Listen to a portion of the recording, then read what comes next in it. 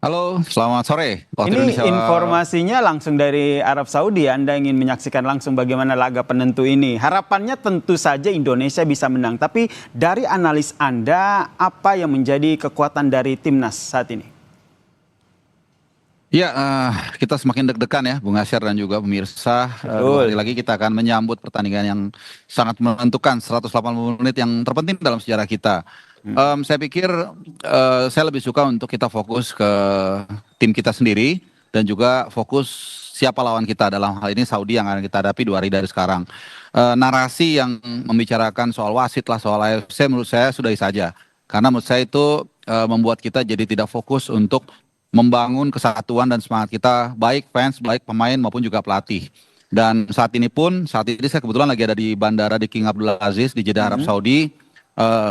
Mungkin saya agak nggak berani terlalu ini ya ke tengah karena takut mungkin ada restriction atau apa. Sejumlah fans juga udah berkumpul untuk menunggu beberapa pemain yang akan hadir karena hari ini ada 6 sampai 7 pemain yang akan segera tiba. Jadi Hmm. lebih baik kita fokuskan hal-hal seperti ini yang positif untuk tadi meningkatkan peluang kita untuk bisa memenangkan laga melawan Arab Saudi dulu baru kemudian Irak. Oke, fokusnya adalah menang melawan Arab Saudi. Tapi seperti kata Bung Harpa tadi, ada beberapa pemain yang hari ini baru masuk begitu. Tentu saja ini Ya, harusnya ya bukan jadi soal lagi ya chemistry, terus itu latihan latihan bersama yang tidak diikuti oleh semua pemain karena ada beberapa pemain yang baru datang hari ini. Menurut Anda taktik dari Patrick Kluivert menghadapi hal seperti ini akan seperti apa? iya sebenarnya kan situasi ini saya yakin sekali ya pasti manajerial tim, tim Mm-mm. kepelatihan sudah tahu lah. Saya aja udah tahu sejak Januari bahwa jadwal dari para pemain di klub-klub itu sangat dekat dengan jadwal kita main di round 4 gitu. Jadi seharusnya mereka sudah bisa mengantisipasi hal ini dan saya yakin itu akan mereka lakukan. Jadi yang terpenting sebenarnya itu dan kita juga punya 2 pertandingan persahabatan waktu itu di Gelora Bung Tomo menghadapi Chania Taipei dan juga Libanon. Jadi dari situ saya pikir bisa mensimulasikan juga bagaimana nanti kita dalam menghadapi Arab Saudi dan juga Irak Mm-mm. formasi apa yang kita turunkan dan siapa-siapa saja pemain yang sudah fit dan saya pikir di luar Emilia Audero dan juga oleh Romney relatif para pemain itu sudah cukup fit. Mm-mm. Dan tinggal kita lihat bagaimana Oke. ya. Oke, Bung Harpa saat ini juga telah bergabung bersama kami, manajer timnas, Pak Sumarji. Selamat petang waktu Indonesia, Pak Sumarji. Iya, selamat siang kalau waktu Saudi. Nah, kalau tadi ngobrol sama Bung Harpa, kita deg-degan nih, tapi penuh dengan optimisme pastinya ya, karena timnas Indonesia harus menang melawan Arab Saudi di laga hidup mati ini. Fokus Ya. latihan timnas saat ini seperti apa, Pak Sumarji? Iya, dari beberapa hari yang lalu kita datang tanggal 2, tanggal 3 kita sudah latihan sampai dengan sekarang. Kalau kaitannya dengan jadwal latihan normal sesuai dengan jadwal yang sudah dibuat oleh Patrick dan tim kepelatihan, semuanya bisa berjalan dengan baik ya. Memang kalau ditanya berkaitan dengan pemain yang belum lengkap, memang iya, dikarenakan kan hari ini masih ada 6 pemain yang nanti sebentar lagi akan jam 2 waktu sini akan datang dan sore kalau bisa nanti akan kita langsung kita perlihatkan dan kita bersama-sama di tempat latihan dan kita akan lihat nanti perkembangan para pemain secara keseluruhan karena secara keseluruhan malam hari nanti semua sudah kumpul semua. Oke, termasuk nanti akan mengecek bagaimana kebugaran kondisi fisik para pemain ya, sehingga nanti akan ditentukan nih siapa aja nanti starting elevennya dan nantinya akan berlaga. Iya, jadi kalau berkaitan dengan soal kebugaran, tentu yang utama adalah kebugaran, Hmm. dikarenakan satu pemain kan ini ada yang boleh dikatakan agak sedikit jauh, contoh misalkan dari Thailand, Sandi juga Sen juga kan dari Thailand kan juga cukup jauh ya. Berbeda dengan yang lain yang dari Perancis, dari Belanda, dari Eropa kan tidak terlalu jauh. Nah, itu Hmm. yang hari ini nanti yang pertama yang akan kita lihat adalah kondisi dari pemain yang baru datang. Walaupun nanti kami berencana begitu nyampe jam 2 nyampe Hmm. terus nanti malam kita ajak bersama-sama sehingga bisa tahu nanti kondisinya. Tapi ya kembali lagi kalau yang baru datang tentu kan tidak sama dengan ya latihannya tidak sama dengan yang sudah beberapa hari bergabung dengan tim seperti itu. Nah, kembali lagi kalau ditanya soal bagaimana kebugaran dan lain sebagainya, kalau melihat para pemain secara keseluruhan adalah jadi pemain utama di masing-masing klub, tentu ya bugarnya pasti bugar itu. Cuman kan kaitannya dengan perjalanan jauh inilah yang perlu relaksasi yang ya butuh waktu lah.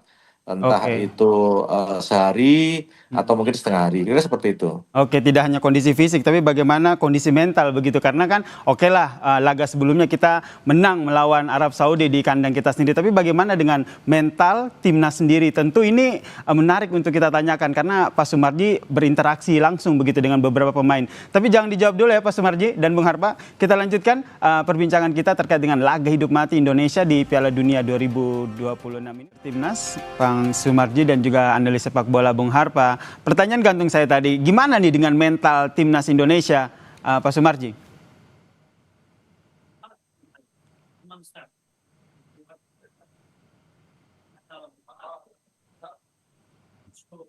Ya, Oke. ya, halo, ya. Ya, Pak Sumarji, tadi sebelum jeda pertanyaan saya soal bagaimana dengan mental teman-teman ataupun pemain-pemain timnas ini. Ya, ya. Jadi kalau berkaitan dengan mental para pemain, semuanya cukup bagus, cukup baik. Kemarin juga sore kita ada kegiatan-kegiatan game bersama-sama, baik pemain, official secara keseluruhan. Tujuannya untuk meningkatkan bagaimana supaya mental para pemain itu betul-betul jadi mental petarung, mental pejuang gitu. Jadi mental juara. Sehingga cara-cara yang dilakukan oleh Coach Patrick beserta tim kepelatihan ini bagaimana mengangkat mental para pemain itu betul-betul diwujudkan tidak hanya berbicara tetapi dengan cara-cara pakai game dan lain sebagainya. Ini adalah salah satu bentuk cara untuk bagaimana meningkatkan chemistry, meningkatkan mental para pemain agar betul-betul pemain mempunyai kekuatan yang lebih. Karena kan memang kita tahu di pertandingan ini, 2 game ini, Saudi Irak ini adalah boleh dikatakan perang hidup dan mati, sehingga betul-betul kita harus maksimal untuk bisa Oke. meningkatkan mental para pemain. Berarti nggak ada soal ya terkait dengan wasit yang nantinya akan memimpin laga yang berasal dari Kuwait, Ahmad Al-Ali ini, karena sebelumnya PSSI sendiri kan sempat melayangkan protes tuh, Pak Sumarji.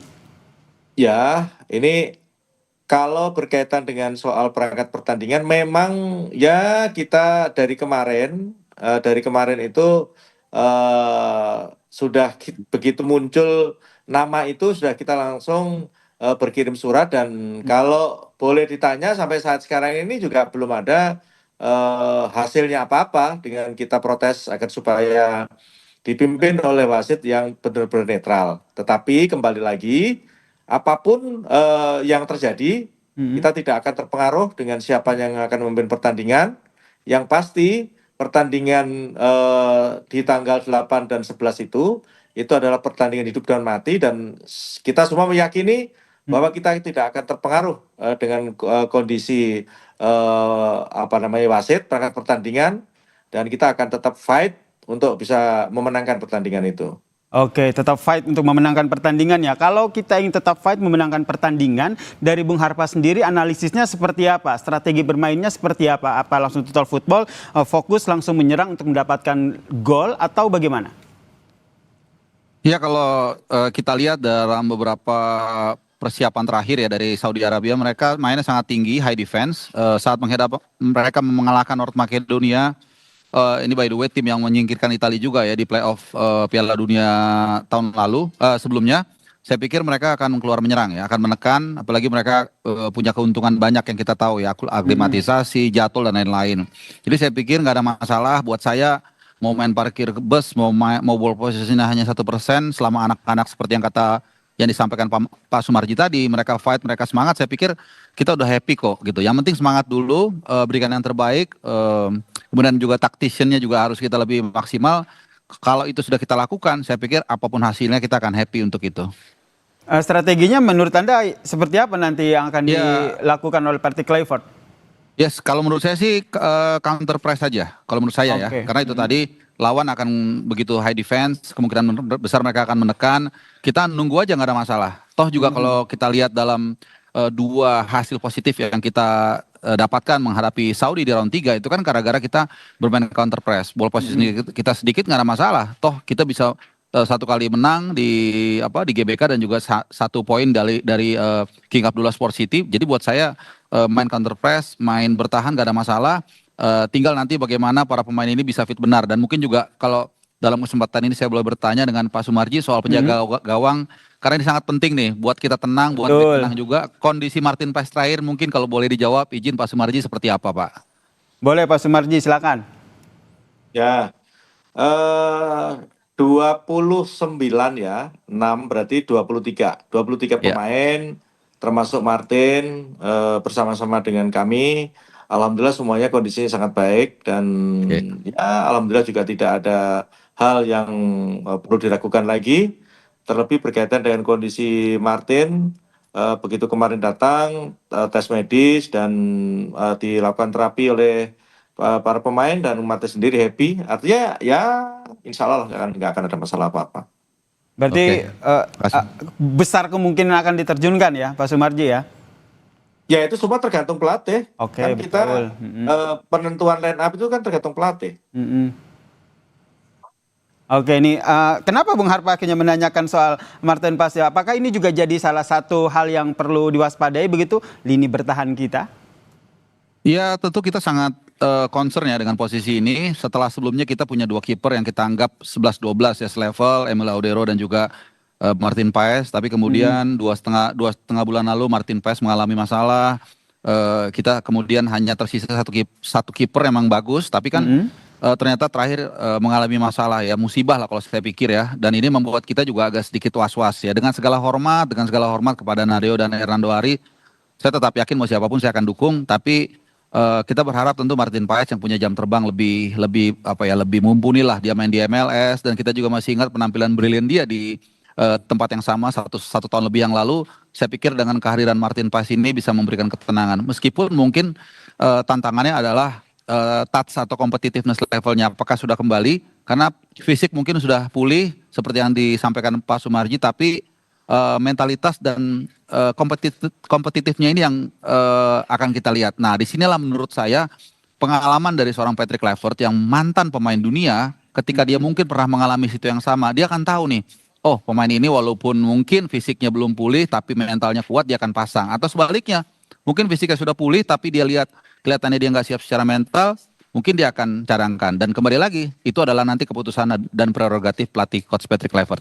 Oke, ini keputusan prerogatif dari Parti Clifford begitu. Ke Pak Sumarji, oke ini akan menjadi prerogatif dari Parti Clifford yang akan menentukan starting levelnya apa. Tapi menurut Anda yang menjadi pertimbangan-pertimbangan krusial di detik-detik terakhir akhirnya harus mengeluarkan siapa saja yang akan bermain melawan Arab Saudi nanti seperti apa? Ya, begini. Ini masih ada sisa waktu hari ini dan besok. Mm-mm. Ya. Ya. Dengan sisa waktu yang ada itu kan pasti nanti kita akan latihan.